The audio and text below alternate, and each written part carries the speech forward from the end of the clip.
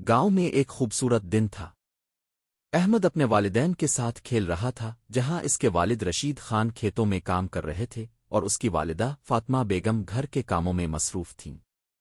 अहमद ने इनसे बहुत कुछ सीखा था और उनकी दुआओं के साथ वो दिन रात बढ़ता जा रहा था।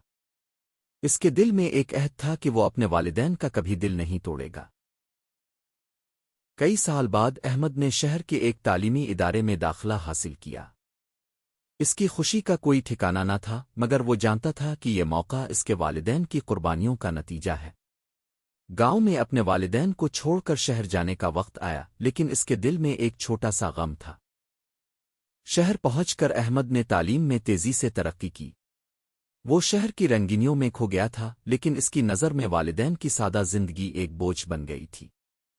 इसके दिल में शहर के शानदार माहौल और शोहरत का ख्वाब था। वो अपने वालिदैन से दूर होता जा रहा था और उनकी दुआओं को कभी नज़रअंदाज कर रहा था।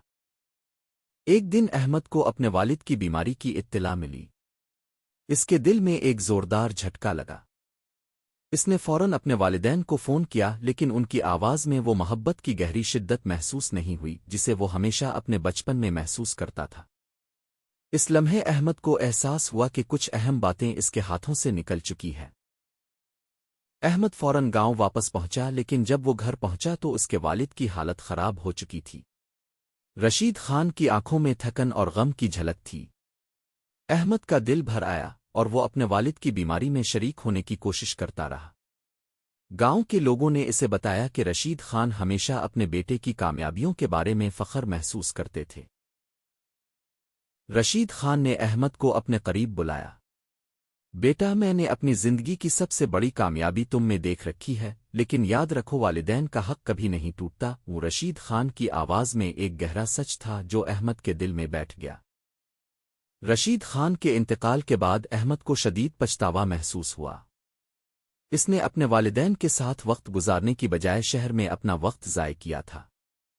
इसके दिल में ये सवाल गूंज रहा था, क्या मैंने अपने वालिदैन का हक अदा किया? अहमद की वालिदा फातिमा बेगम भी बहुत जल्द अपने शौहर के साथ आखिरत में जा मिले। उनका गम अहमद के दिल में और भी गहरा हो गया। इसके लिए वो लम्हा इंतहाई तकलीफ दे था और उसने फैसला किया कि अब वो अपनी जिंदगी के बाकी हिस्से में अपने वालिदैन की दुआओं और मोहब्बत का हक अदा करेगा। अहमद ने अपने वालिदैन की कब्र पर जाकर एक अहद किया कि वो अपनी जिंदगी को बेहतर बनाएगा और उनके दिए हुए उसूलों पर जिंदगी गुजारेगा। इसने कहा, अब मैं तुम्हारे हक को समझ चुका हूं और अब तुम्हारी दुआओं के बगैर मेरी जिंदगी में कुछ भी नहीं है। चंद सालों बाद अहमद ने अपनी जिंदगी में एक तब्दीली लाई। वो शोहरत और दौलत की बजाय अपनी ज़ाती सुकून और मानों को अहमियत देने लगा। इसने अपने वालिदैन के साथ जो लम्हे गुजारे थे उन्हें हमेशा अपने दिल में जिंदा रखा। अहमद ने गांव वापस आकर एक तालीमी इदारा कायम करने का इरादा किया। इसने चाहा कि वो बच्चों को न सिर्फ तालीम दे सके बल्कि उन्हें वालिदैन के हुकूक और मोहब्बत की अहमियत के बारे में आगाह करे। इसने इस स्कूल का मकसद वालिदैन के एहतराम और उनके हुकूक को सिखाना बनाया। अहमद ने स्कूल के बच्चों को वालिदैन के हुकूक के बारे में लेक्चर दिया। इसने बताया कि वालिदैन की मोहब्बत और दुआएं इंसान की जिंदगी का सबसे बड़ा सरमाया है। इसने कहा, वालिदैन का हक कभी खत्म नहीं होता।